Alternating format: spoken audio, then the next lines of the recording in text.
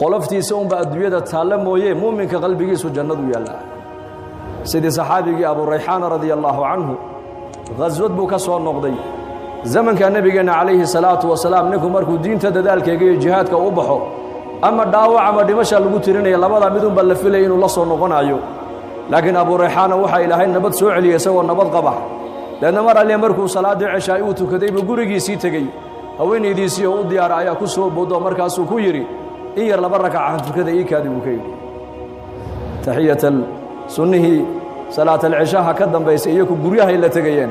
إنك ما أنتوا حلقا يا بعضك مسلمين تو سنة أنا مسجد كنت كذان فرائدنا مساجد بكنت كنا صلاة الضوء كنت كذا والنبي يقول صلاة وقفل بدن وصلاة وقف قريجي سكنت كنا إلا فرد كمويانه ما ثبت عن النبي عليه الصلاة والسلام صلاة كستو فرض مركو النبي كبح وعد مجيدناي أما أمد وحبراي أما نصيح أمد وجيدناي أما كوا سو إسلامي بو دين تبراي أما كقرآن لبراي أبو رنجر محل أبو براي أما مرتدى مسجد كتيمدي النبي يقول لفري سنيي أما سنها وحى النبي قال لك سو أروريين وقري صلاة رنجر صلاة سنها عدد بالصحابة الله عيان سي أي قريهنا أي بركة صلاة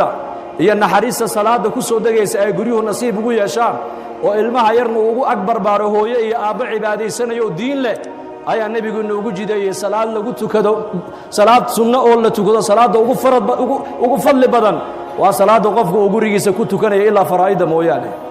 abu rayxaan salaadii buu gurigu la yimiday haweenaydiisi baa ku soo boodo markaas uu ku yiri kaadi han sunnaystay laba rakac tukaday sidoo laba rakac ugu taagnaa wuxuu maqlay muadinkii oo u dhawaaqay salaat al-fajrki hayya ala salah hayya ala al-falah hayya ala salah hayya ala al-falah sunnihi buu khafiifiyay masaajidkii buu tagay uu soo tukaday markaasay sugtay ku tiri ya aba rayxaan ghazawta ilaahay dartii baad u baxdo jihaad baad ku maqnayd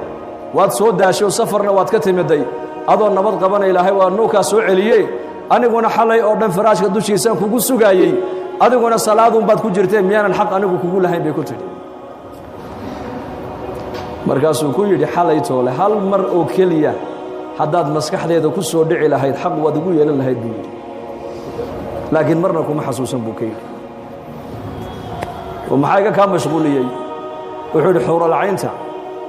iyo naciimta ilaahay jannada ku sifeeyay buu xalay qalbigaygu joogay buu yidhi bilaahi calaykum imika inteena halkaa masaajidka soo gashay haddii la yidhahdo war 10kii daqiiqo ee salaada aan imaamka gadaashiisa ku tukanaynay